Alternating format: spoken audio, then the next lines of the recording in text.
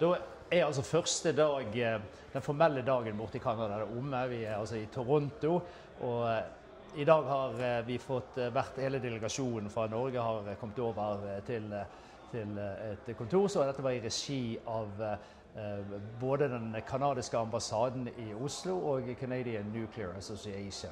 Og vi har hatt noen helt fantastiske presentasjoner fra A til Å når det gjelder kjernekraft, så dette var utrolig verdifullt. Men i dag så har jeg da spesifikt med meg Greg Thede fra et selskap som heter AECON. AECON vil være noe sånn tilsvarende Skanska hvis vi går over på vår side av jorden. Og jeg har rett og slett lyst til å snakke litt med Greg om hva han holder på med. So Greg Thede, it's fantastic that you could be here and we're willing to talk to me a little bit about these things. But why don't you just say who you are, which company you work for, and what this company is actually doing? Sure, yeah, thank you, Johnny. Thanks for the opportunity to tell our story. It's exciting. So my name is Greg Thede. I work for AECON, Nuclear Construction Group here in Canada. We've been here providing nuclear services to the industry for over 5 decades.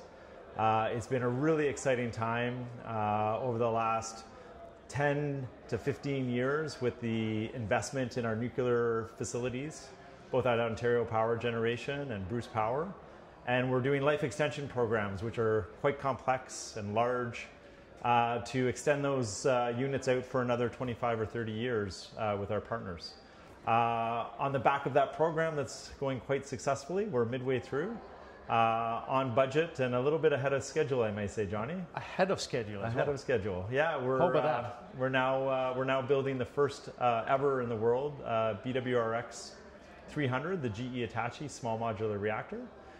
With our partners, of course, Ontario Power Generation is the owner and the developer, working with GE Hitachi and ourselves as the constructor, project management, as well as Atkins Realis.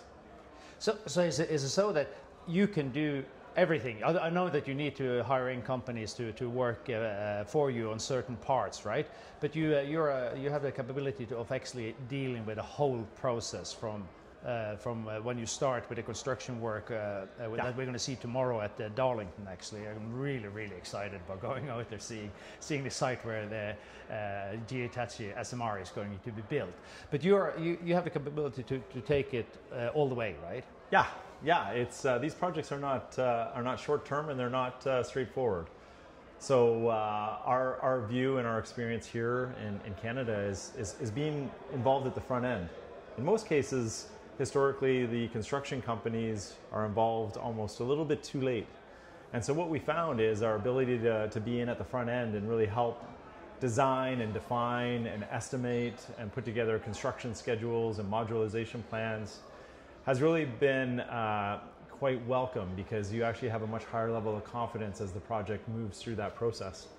And so we at AECON have great partnerships with our client and our tier 2 suppliers that we work with to be able to come up with how do we plan and execute these challenging projects. Because we have seen now that a lot of these big nuclear plants have been built in the West, like Flamanville or Kyoto, Hinkley Point C, and also in the US with Vogtle. There's been cost overruns, time overruns. It's taking a lot of time. Yeah. So what you're saying is that you want to get in early so you can actually start the planning early enough in order to avoid getting those cost overruns and time overruns. Yeah. Actually, there's a few points that we've been quite proud of our team's input. One is making sure that we understand how do you plan and construct this type of work. But what's really interesting is because this BWRX 300 is the first time it's ever being designed. And so over the last 2 years, being brought in so early is we're actually influencing the design in the sense of being able to influence how it's designed, elements, how it's going to be fabricated, and how it's going to be constructed. And so being able to have that opportunity to provide that design for manufacturability, that design for construction, allows us to take some of these risks that other projects have actually seen and realized, direct impacts, and mitigate those or typically eliminate them. And so we know that this will be a challenging process, but you know what's great, I think, for the world is that we're going first. And we're going to learn from how do we do that and how do we actually make that better. And OPG's made a commitment for 4 units at the Darlington site. So our ability to be able to take those learnings, continuous improvement, unit over unit, is really what excites us and our team. Yeah, and you know, in Norway, we're not. A lot of people don't know this too well. Some people even call this a PowerPoint presentation. It doesn't really exist.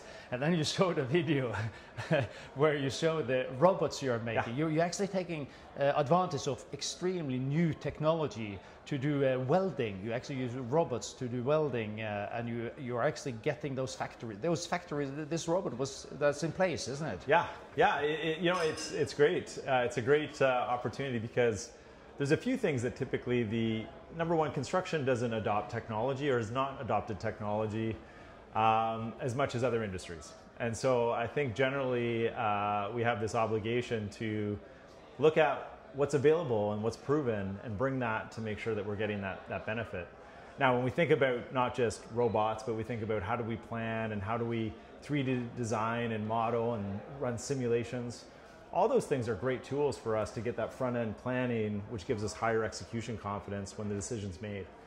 But what's really exciting is our fabrication facility, where the design of the GE reactor building has highly repeatable models where we can actually make and justify investments on, I would say, almost automotive-like manufacturing processes, where we can learn how to have less reliance on skilled trades here in Ontario that are in very high demand, and use automation and technology on those repeat processes to basically have really highly controlled manufacturing processes with high quality components that are highly repeatable, where we actually know what the capacity limits are for those processes, and make sure that when we send those products to site, they go together a lot faster.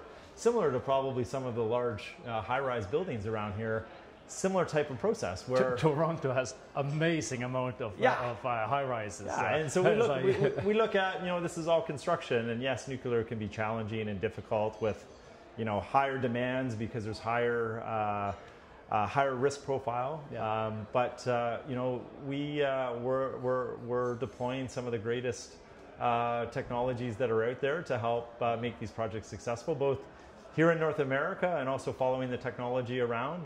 And we look for partners in each of these countries. And this is what I find interesting. I just going to mention, I saw you did LiDAR scanning on these the equipment that you have. So you create it into 3D models, and you can follow through there.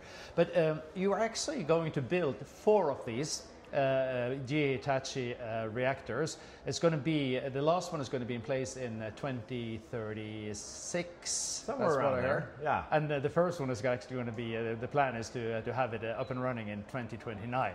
Yep. So it's like, we are actually doing this. This is a fantastic thing, and this is why it's so exciting to go over to the site tomorrow. But when you're building 4 of those, I know there is a plan now for Saskatchewan to also build 4. I don't know if you're involved with that or So once you do this and you learn that process, can you come to Norway and help us do the same there? Actually, Johnny, our view is there's 2 things that are very important. One is we're very much a partnering company. We do things, we do certain things very well, and we look to share that knowledge and be able to support those projects. But we also partner with companies that are very good at what they do. So when I think about countries like Norway, heavily industrialized, very capable, our view is that if we built something that's very unique and challenging the first time, how do we put those partnerships to bring our knowledge and leverage the people, the resources, the capacity, the companies that are very well positioned to do that work in Norway, and come up with a collaborative solution that gets the best of both worlds. So that's my job, and I have the pleasure of doing that on behalf of AECON, to figure out what's going on in each of these markets internationally. How do we partner, and how do we actually set these projects up for success? And ideally, like we've already talked about, is get in early so we can influence it, so it's realistic schedule, realistic cost expectations, and then make sure that there's that economic benefit for those regions, those towns, the people, and the long-term benefit for the operational life of these reactors. I think this is a great opportunity. What I also like, I study in Canada, as I mentioned to you, and I think the culture between Norway and Canada is very similar. Canadians are great people, Norwegians are great people, but here we understand each other really well. I think it's an obvious thing that Norway should collaborate with Canada, and you're far ahead of us in what's happening now. But we also have something that I think we can contribute with. So I think this collaboration could be very fruitful.